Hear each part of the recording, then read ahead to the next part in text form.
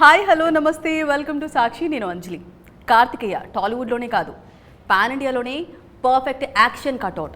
అలాంటి కటౌట్ ఇప్పుడు యాక్షన్ ఫిలింతో తిరిగి వస్తున్నాడు. మరి అది కూడా భజే వాయువేగం అంటున్నాడు. ఎవరో అర్థమైంది కదా. ఎస్, టీం ఉన్నారు, బ్యూటిఫుల్ హీరోయిన్ ఉన్నారు, అలాగే డైరెక్టర్ ప్రశాంత్ రెడ్డి గారు ఉన్నారు. మాట్లాడదాం. నమస్తే. సో ఎలా ఉన్నారు? బాగున్నాను, మీరు ఎలా ఉన్నారు? I'm good. సో అంటే ఇప్పటివరకు మీరు చేసిన మూవీస్ అన్నిట్లో కల్లా ఈ మూవీ స్టోరీ మీకు సెట్ అయింది అన్నారు కదా, ఏ నమ్మకంతో అన్నారు? రీజన్ ఏంటి? అంటే నేను చేద్దాం అనుకుంటున్న టైప్ ఆఫ్ క్యారెక్టర్ ఉంటుంది కదా, ఆ రిలేటబుల్ క్యారెక్టర్ అండ్ వాడికి వచ్చే ప్రాబ్లమ్స్ కానీ సాల్వ్ చేసే విధానం కానీ ఒక నార్మల్ పర్సన్ లాంటి క్యారెక్టర్ సినిమా ప్రోగ్రెషన్లో ఒక హీరో అవ్వడం కానీ అది ఈ జనరేషన్ స్క్రీన్ ప్లేకి తగ్గట్టు ఈ జనరేషన్ మేకింగ్తో ప్రాపర్గా యూనో ఈ జనరేషన్ యూత్కి వాళ్ళందరికీ కనెక్ట్ అయ్యే విధంగా ఉంటూ and emotional serious film which I want to do. అంటే నేను వెయిట్ చేస్తున్నా దానికోసం ఎప్పటి నుంచో. సో ఈ స్క్రిప్ట్ నేను విన్నప్పుడు దీనికోసమే నేను చూస్తున్నా, this is what I'm looking for అన్న ఫీలింగ్ వచ్చింది కాబట్టి అలా సెట్ అయిందని చెప్పి. Okay. So hi cutie, how are you? I'm good. How are you? Beautiful. సరే వేరు అనుకోండి, మాట్లాడుకోండి మీరు. ఇప్పుడు లేదా ఆవిడ మీకోటి మీరు ఆవిడకోటి ఇచ్చారు. గుడ్ డే పార్లేజీ హార్ట్ఫుల్లీగా ఇచ్చా, హార్ట్ఫుల్లీ. సో ఇప్పటి వరకు మీరు తెలుగులో స్పై చేశారు, అందులో యాక్షన్ ఉండింది, స్టంట్స్ కూడా చేశారు. బట్ ఇందులో ఎలా ఉంది డిఫరెన్స్ మీకు? Character. It's a completely different character, and it's like totally different. That was like completely, I was like a spy in the film, and I had a lot of action sequences to do. In this, she is just a regular Mai who comes from a very humble background. She comes from a village background, and we are both neighbors. She is madly in love with this guy called Venkat, and she'll do anything for him, and she plays a beautician in the film. So something on those lines. మీకు stunts వస్తాయని తెలియదా? Stunts కూడా చేస్తారండి? Stunts ఏం లేవండి. లేవా? Action కూడా ఉంది కదా, సో అలా ఏమన్నా చేయించారా లేదా? లేదు, స్టంట్స్ లెవెల్లో ఏం చేయట్లేదు, ఉంటుంది సీన్స్లో కానీ స్టంట్స్ ఏం లేవు. స్టంట్స్ లేదు. Okay. So me movie first movie that ఇదివరకు మీరు ప్రీవియస్ వర్క్ చేశారు అసిస్టెంట్ డైరెక్టర్గా. అంటే స్టోరీ అనుకున్నప్పుడు కొందరిని అనుకుంటాం, అలా కార్తికేయ గారిని అనుకున్నారా? లేదంటే స్టోరీ కంప్లీట్ అయిన తర్వాత ఏమైనా చేంజెస్ ఉంటాయి కదా, అలా ఏమైనా జరిగాయి అంటే ఏం చెప్తారు? స్టోరీ అనుకున్నప్పుడు చాలా అనుకున్నాను, బట్ వన్స్ నేను కార్తికేయ చెప్పిన తర్వాత నేను కార్తికేయ తగ్గట్టు స్టోరీని మార్చాను ఇంకా. Okay. So this film is for that guy. Okay. That title ఇప్పుడు హనుమాన్ భగవంతుడికి సంబంధించి భజే వాయువేగం.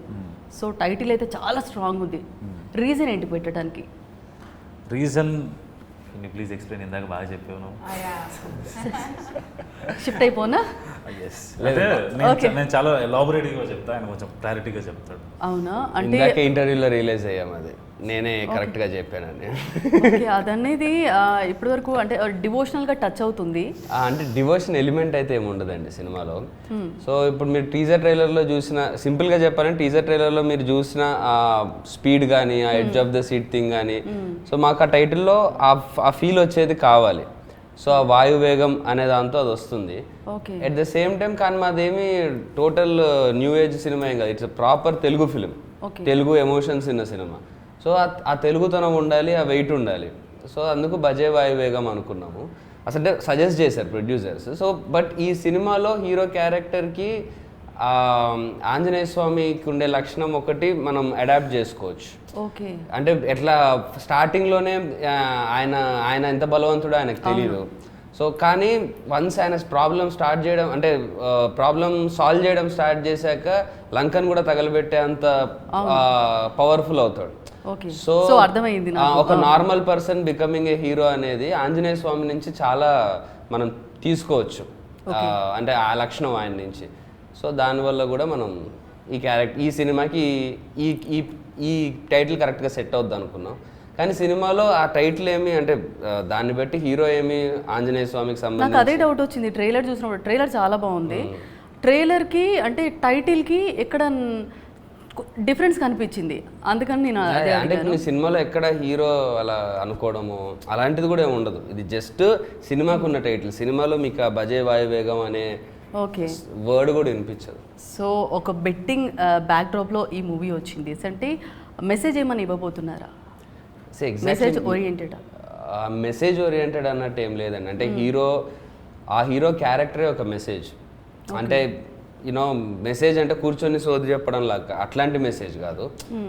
వాడు తీసుకునే డెసిషన్స్ కానీ, చూపించే ధైర్యం కానీ, నమ్మిన దానికి నిల్చునే విధానం కానీ అవన్నీ చాలా మెసేజ్ లాంటివే. అంటే ఈ జనరేషన్లో ఒక నార్మల్ గై హీరో అవ్వాలంటే వాడికి ఎలాంటి యాటిట్యూడ్ ఉండాలి, ఎలాంటి మంచి లక్షణాలు ఉండాలి, ఎలాంటి వాటి కోసం నిలబడాలి అని మనం అలాంటి మెసేజ్ కావాలంటే తీసుకోవచ్చు. అంటే up to audience. Okay okay, ఎలా అయినా తీసుకుంటారు, ఆల్రెడీ ఎక్కేసారు అందరికీ. సో మీరు ఏం చెప్తారు కోస్టార్ గురించి చెప్పమంటే మీరు ఏం చెప్తారు? పర్ఫెక్ట్ కోస్టా, నల్లవర్ వల్లవర్ in Tamil నల్ల అంటే మంచి. నల్లవర్ మనే మంచివారు. మంచివారు. వాళ్ళవర్ అంటే వల్లవర్ అనే very giving, very good, everything. He's amazing అండి. He's like perfect co-star. Is very he comes on time. He's always so engrossed into the film. He's such a wonderful co-star. I genuinely why are you looking at me like that? నిజం చెప్తుందా No, లేకపోతే really, acting చేస్తుందా అని అలా observe చేస్తాను. Observe చేస్తుండే అలా okay, మీరు అబ్జర్వ్ చేస్తున్నారా? లేదు, చాలా మంచి కోస్టార్ అండి. ఓకే, మంచి కోస్టార్, మంచి యాక్టర్, మంచి పర్సన్. మంచి పర్సన్. సో స్టోరీ విషయానికి వస్తే యాక్షన్, రొమాన్స్, సస్పెన్స్ ఇవన్నీ ఉన్నాయంటే ఒక కథలో ఎమోషన్, సెంటిమెంట్ పరంగా ఇవన్నీ ఒకటే కథలో ఎలా కుదిరాయి అంటారు? అలా ఎలా కుదిరింది కథ? కథలన్నీ అలాగే ఉండేవి కదండి యాక్చువల్లీ ఇనీషియల్. అంటే ఇప్పుడు కొంచెం డిఫరెన్స్ కనిపిస్తుంది. అంటే ఏ కథ చెప్పినా సరే దాన్ని ఏమంటారు, స్పీడ్ బ్రేకర్స్ లాగా ఏం లేకుండా ప్రాపర్గా చెప్తే ఎన్నైనా చెప్పొచ్చు అండి. అండ్ ప్రాబ్లమ్ ఏంటంటే లైక్ ద థింగ్ ఈజ్ ఇన్ని థింగ్స్ సపరేట్ కాదు, ఇవన్నీ కలిసి వెళ్తాయి ముందుకి. ఓకే, అంటే సింపుల్ అండి. ఇప్పుడు గివెన్ మీ లైఫ్లో తీసుకున్నా యూ హ్యావ్ సమ్ ఒక బాండ్ మీ ఫాదర్తో ఉంటుంది, ఒక బాండ్ ఇప్పుడు మన పార్ట్నర్స్తో ఉంటుంది, ఫ్రెండ్స్తో ఒకటి ఉంటుంది, బ్రదర్తో ఒకటి ఉంటుంది. ఒక మనిషికి ఇన్ని ఉన్నప్పుడు ఒక మనిషి గురించి జరుగుతున్న కథలు అన్నీ ఉండాలి కదా. అవును, అంతేనండి, అంతే. అవన్నీ అంటే ఒక ఆస్పెక్ట్ కాదు అంటే ఫిలిం ఈజ్ అంటే అదొక లైఫ్ కదండి. అంటే ఒక పార్ట్ ఆఫ్ ఒక లైఫ్లో ఒక పార్ట్ చెప్తున్నాం కదా, వాడి లైఫ్లో అందరూ ఉంటారు కదా. సో అందరూ ఉన్నప్పుడు అన్ని ఎమోషన్స్ అనేది ఖచ్చితంగా ఉండాలని నేను అనుకుంటాను యాక్చువల్గా ఫిలింలో. ఓకే, సో మీరు చెప్పండి, క్రికెట్ ఆడుతూ కనిపిస్తున్నారు మూవీలో, మాకు క్రికెటర్గా కనిపిస్తున్నారా? క్రికెటరే అండి సినిమాలో నేను. ఓకే, సో అంటే క్రికెట్ అనేది అంటే ఒక మిడిల్ క్లాస్ అబ్బాయి ఊరి నుంచి వచ్చి క్రికెటర్ అవుదామన్న డ్రీమ్స్తో అలా మనం చాలా మందిని చూసి, క్రికెటర్ అనే కాదు ఎన్నైనా బిగ్ డ్రీమ్స్తోని విలేజ్ నుంచి సిటీకి వచ్చి ఏదైనా ట్రై చేస్తున్న అబ్బాయిలు చాలామంది ఉంటారు. వాళ్ళందరికీ బాగా కనెక్టింగ్ అయ్యే రోల్. సో క్రికెటర్ అనేది డెఫినెట్లీ మన అట్లీస్ట్ మన ఇండియాలో ప్రతి ఒక్క అబ్బాయి రిలేట్ అవ్వగలిగేది. అవును, నిజమే అది. సో అలాంటి క్రికెటర్ అవుదాం అనుకున్న ఆర్ క్రికెట్లో ఒక జర్నీలో ఉన్న ఒక అబ్బాయి. ఓకే, అంటే మీరు ఇప్పటి వరకు విలన్గా యాక్ట్ చేసిన మూవీస్ చాలా వరకు హిట్ అయ్యాయి. మళ్ళీ విలన్గా ఒక యాక్ట్ చేసే ఛాన్స్ వస్తే చేస్తారు? డిపెండ్స్ క్యారెక్టర్ బట్టండి. మీకు ఎలా చేయాలండి? అంటే క్యారెక్టర్స్ కొన్ని ఉంటాయి కదా, ఎలా అంటే హీరో యాజ్ అ విలన్ అంటే రెండిట్లో ఉంటే ఏది చూస్ చేసుకుంటారు మీరు? ఎక్కువ ఏది ఇష్టపడతారు? అంటే ఒకటండి, ఇప్పుడు ఏం చేసినా ఫైనల్లీ మనము నేను అనుకుంటున్న లెవెల్ ఆఫ్ స్టార్డము, నేను అనుకుంటున్న లెవెల్ ఆఫ్ హీరో అవ్వడానికే ఏది చేసినా, విలన్ చేసినా, ఇప్పుడు చేస్తున్న సినిమా చేసినా, ఇంకో సినిమా చేసినా. బట్ కొన్ని పర్టిక్యులర్ మూవీస్ ఉంటాయి ఎప్పుడో చాలా రేర్గా విలన్ క్యారెక్టర్ చాలా స్ట్రాంగ్ ఉండి విలన్ క్యారెక్టర్ ఇంపార్టెన్స్ ఉండి పర్ఫెక్ట్ కట్అవుట్ అని నా ఫీలింగ్. అలాంటివి ఈజీగా క్రియేట్ అవ్వవు, ఎప్పుడో ఒకసారి కానీ క్రియేట్ అవ్వవు అవి. సో గ్యాంగ్ లీడర్ లా ఛాన్స్ వచ్చింది, చేశాను. ఇప్పుడు తమిళ్లో కూడా చేసినట్టున్నారు, వలిమై చేశాను. సో ఇప్పుడు నాకు మళ్ళీ నేను చేసేది ఏదన్నా బాగా అంటే అంత ఇంపాక్ట్ఫుల్గా ఏదన్నా అనిపించి గ్యాంగ్ లీడర్ కంటే కూడా ఇప్పుడు ఎక్కువ ఇంపాక్ట్ఫుల్ ఉండాలి ఇప్పుడు నా స్టేజ్ ఆఫ్ కెరీర్లో చేయాలి అంటే. సో అంత ఇంపాక్ట్ఫుల్ క్యారెక్టర్ ఎవరైనా డిజైన్ చేసి తీసుకొస్తే డెఫినెట్లీ చేస్తాను. ఓకే, సో మీరు చెప్పినట్టే షూటింగ్ లొకేషన్స్లో మెయిన్గా అంటే బిహైండ్ సీన్స్ ఏమైనా ఉంటాయి కదా, ఏమైనా జరిగాయా డైరెక్టర్ గారితో? దట్టు ఫస్ట్ ఫిలిం డైరెక్టర్ తోటి అసిస్టెంట్గా వర్క్ చేసినా కానీ డైరెక్టర్ ఫస్ట్ ఫిలిం అంటే కొద్దిగా హీరోయిన్స్ అట్లా ర్యాగింగ్ చేస్తూ ఉంటారని విన్నా నేను. మీరేమైనా అలా Like he ragged me. I ragged him. చేయలేదా? సెట్ లో అంత సీన్ లేదండి. ఎలా ఉంటారు డైరెక్టర్ గారు? ఎలా చాలా సెట్ లో ఫస్ట్ ఫిలిం కాదు 10 films 20 He is actually been in the industry for a long time. Director కి ఫస్ట్ ఫిలిం కానీ చేస్తున్న హీరో హీరోయిన్ కి 20th ఫిలిం అయినా ఆయన తన అండర్ లోకే వెళ్ళిపోతాం మనం. ఓకే, అలా ఉంటది. He's very strict on the set.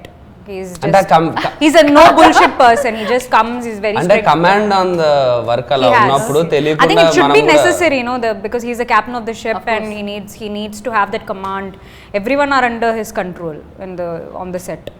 So we'll just not ragging ఇప్పుడు చేస్తుంటాం ఇలా interviews. Yeah, now we are ragging him actually. ఎప్పుడైనా బయట కలిసినప్పుడు Now promotions time it's like give it back. Now we are like ఓ అప్పుడంతా పెట్టుకుని తర్వాత ఇప్పుడు ఇప్పుడు we are ragging him now. Okay, touch up చేసుకుంటావా? అయ్యో మీరేనండి మామూలు గారు మీరు. సో మీరు చెప్పండి, మెయిన్గా ఒక స్టోరీ మన దగ్గరికి ఒక డైరెక్టర్ నరేషన్కి వస్తే నరేషన్లో మీకు ఏం చూస్తారు? మెయిన్గా ఏం చూస్తారు నరేషన్లో? Emotion of the script. ఆ కథలో ఉండే ఎమోషన్ నాకు కనెక్ట్ అవుతుందో లేదో చూస్తాను. నేను ఆ క్యారెక్టర్ నన్ను నేను చూసుకోగలుగుతున్నానో లేదో చూస్తాను. అండ్ ఇప్పుడు అంటే నాకంటూ ఒక ప్లానింగ్ ఉంటుంది కదా, అంటే ఎలాంటి సినిమాలు చేద్దాం అనుకుంటున్నా అని. అలాంటి సినిమా అయితే మరీ మంచిది. లేకపోయినా నేను మినిమంగా చూసేది ఏంటంటే ఆ కథలో ఉండే ఎమోషను, ఆ క్యారెక్టర్లో నన్ను నేను చూసుకోగలగడం, ఆ స్క్రీన్ ప్లే ప్రాపర్గా ఉండడం. ఓకే, సో ట్రైలర్ చూసినప్పుడు నాకు మీ అమ్మ కాదు మా అమ్మ అనేది డైలాగ్ ఒకటి ప్రభాస్ గారి మూవీలో ఉంది ఛత్రపతి. సో నాకు ట్రైలర్ చూస్తున్నప్పుడు మీ నాన్న కాదు మా నాన్న అనేది అనిపించింది, అంటే సింక్ అయినట్టు అనిపించింది. అంటే ఇది ఫాదర్ సెంటిమెంట్తో ఉంటుందా, ఎలా అనుకోవాలి? ఆడియన్స్ ఎలా ఫిక్స్ అవ్వాలి ట్రైలర్ చూస్తే? మన నాన్న కాదు మా నాన్న అంటాడు. మా నాన్న మన అంటే వాళ్ళిద్దరు బ్రదర్స్. అవును, ఈయన ఉత్తుతు కొడుకు, ఆయన ఒరిజినల్ కొడుకు. అవునండి, అదే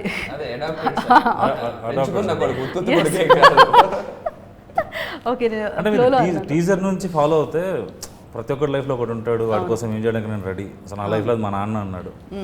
దీంట్లో కూడా సేమ్ నాన్న కోసమే జరుగుతుండి. లాస్ట్లో అసలు అసలు అసలు ఇతను ఏదైతే లైఫ్ అంతా నాకు ఒక్కడే అన్నాడో అసలు వాడు వీడు సొంత మంచి కాదన్నారు కదా. అవును, అది నేను కొంచెం ఇంట్రెస్టింగ్గా ఉంటుందని చెప్పేసి నాకు అనిపించింది అండి. ఇంకోటి ఏంటంటే ఆ ఎక్స్ప్రెషన్ చెప్పడానికి ద బెస్ట్ డైలాగ్ అదేనండి. ఇప్పుడు ఆల్రెడీ రాజమౌళి గారి సినిమాలు వచ్చింది కదా అని చెప్పేసి ఆ సౌండ్ వస్తుందా అంటే ఐ డోంట్ మైండ్ అండి యాక్చువల్లీ. బికాజ్ ఒక డైలాగ్తో అది బెటర్గా చెప్పగలుగుతామంటే we should stick to the dialogue. We shouldn't change it because somebody else used it. అంటే ఆల్రెడీ వచ్చేసిందని చెప్పేసి దాన్ని చేంజ్ నేను అది నమ్మను. ఆ మూమెంట్కి అది అలా చెప్పడమే కరెక్ట్ అన్నప్పుడు నేను అలా వెళ్ళిపోతాను అంతే. So I believed in it. సినిమాలో ఇంకా బాగా వర్క్ అవుతుంది అది. ఓకే, సో బేసిక్గా మూవీస్ ఏమన్నా సెలెక్ట్ చేసుకోవాలి అని అంటే ఒక పర్ఫెక్ట్గా ఎవరినైనా చూస్ చేసుకొని చెప్తూ ఉంటారు. మీ లైఫ్లో ఎవరైనా ఉన్నారా అలా ఇండస్ట్రీలో? అర్థం కాలేదు అంటే వాళ్ళు నాకు చూస్తున్నారా నా స్క్రిప్ట్స్? మీ దగ్గర స్టోరీ వచ్చింది, మీకు నచ్చింది, చిన్న కన్ఫ్యూజ్ అప్పుడు అంటే ఇండస్ట్రీలోనే అడుగుతున్నాను నేను, బయట అడగట్లేదు. అలా ఎవరైనా బెస్ట్ బడీస్ ఉన్నారా షేర్ చేసుకున్న విధంగా? ఈజ్ ఓన్లీ మీకు తెలీదండి? రీసెంట్గా కదండి, అంటే ఇప్పుడే కదా మేము ఫ్రెండ్స్. ఈ తర్వాత నేను ఇంకో సినిమా కూడా చేయలేదు, ఇంకో సినిమా కూడా స్టార్ట్ అవ్వలేదు నాకు. టెక్నికల్గా నేను వచ్చాక ఏ సినిమా స్టార్ట్ చేయలేదు. అవును సార్, దట్టు 70% ఇది కంప్లీట్ చేసుకుని షూటింగ్ తర్వాత బెదుర్లంకకి వెళ్ళి అలా ఎందుకు లేట్ అయింది? సేమ్ థింగ్ అంటే అంటే ఇనీషియల్లీ ఇది ఇట్లనే ప్లాన్ చేసింది. అంటే బ్యానర్లో శెట్టి పొలిశెట్టి తర్వాత రిలీజ్ చేయాల్సిన సినిమా లాగా సెటప్ అయిన సినిమా ఇది. మధ్యలో ఏంటంటే we had time. So we went for the shoot, అందరూ డేట్స్ ఉంటే అవైలబుల్ ఉండే. అంటే ఈ పాండమిక్ వచ్చేసి వెళ్ళిపోయిన తర్వాత అప్పుడప్పుడే సెట్ అవుతున్న టైంలో ఇండస్ట్రీలో అందరూ డేట్స్ కొంచెం దొరికినండే మేము చేసేసినాం. He went to Bedurlanka and he came back. He had short hair కదండి బెదుర్లంకలో. అవును. మళ్ళీ నా లుక్ వచ్చేసేది. ఎంత టైం పట్టిందండి? ఏం వాడారండి హెయిర్ పెరగడానికి? పట్టింది 3 నెలలు. 3-4 నెలలు వెయిట్ చేశాను. అప్పుడు ఏం చేస్తున్నా అంటే జుట్టు పెంచుకుంటున్నా అనేవాడిని. ఓకే, అలా చెప్పారా? అంటే దానికి ఏమైనా ప్రికాషన్స్ ఏమైనా వాడారేమో? ఏం పెద్దగా. నేను కూడా ఫాలో మీకే మీ జుట్టు బాగానే ఉందిగా. బాగుందా? బాగుంది. Thank you. అడిగి మరి చెప్పించుకున్నాను. సో చిన్న ర్యాపిడ్ ఫైర్, తర్వాత మళ్ళీ క్వశ్చన్స్ తీసుకుంటాను. యాక్చువల్లీ మీ గురించి ప్రిపేర్ చేసిన ర్యాపిడ్ ఫైర్. నా గురించా? మీ గురించి. ఓకే. సో మీరు చేసిన మూవీస్లో ఈ మూవీ ఎందుకు చేశానా అనిపించిందా? ఎప్పుడు అనిపించదండి నాకు. అడగపోయినా నేర్చుకుంటాను అంతే. ఎందుకు చేశానా అనేమో అనిపించదు ఎప్పుడు.